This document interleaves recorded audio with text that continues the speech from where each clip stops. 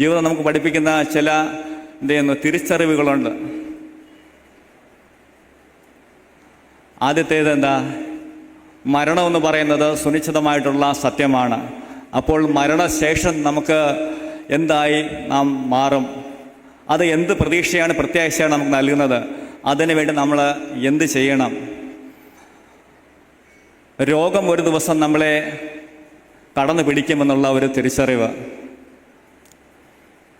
നമുക്കറിയാം, ICUവിലും വെന്റിലേറ്ററിലൊക്കെ കിടന്ന് ഒന്ന് എഴുന്നേൽക്കുവാൻ ആഗ്രഹിച്ച്, ഒന്ന് ആ വാതിലിൻ്റെ പുറത്ത് എത്തുവാൻ ആഗ്രഹിച്ച് നിലവിളിക്കുന്ന എത്രയോ സഹോദരങ്ങൾ ഈ നിമിഷം നാം അറിയുന്ന ഹോസ്പിറ്റലുകളിലും അല്ലാതെയുമായിട്ടുള്ള നിരവധി പ്രദേശങ്ങളിൽ ഇപ്പോൾ ഈ നിമിഷം ആയിരിക്കുന്നുണ്ട്.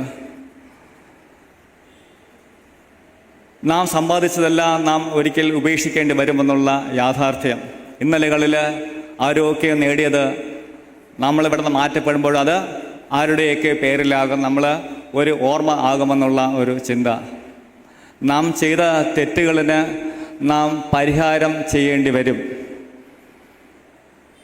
നമ്മുടെ എല്ലാ പ്രവർത്തനങ്ങളും അറിയുന്ന വലിയവനായ ദൈവം നമ്മളെ കണ്ടുകൊണ്ടിരിക്കുന്നുണ്ട്. അപ്പോൾ അവൻ്റെ സന്നിധിയിൽ നമ്മൾ വിധേയപ്പെട്ട് പശ്ചാത്തപിച്ച് കണ്ണീര് കൊണ്ട് അവൻ്റെ പാദം കഴുകാൻ നാം ശ്രമിക്കേണ്ടതാണ്.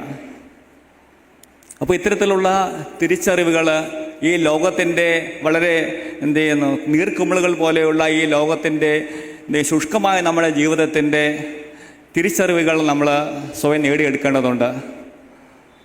അവിടെയാണ് ഈ വേദപുസ്തകത്തിൽ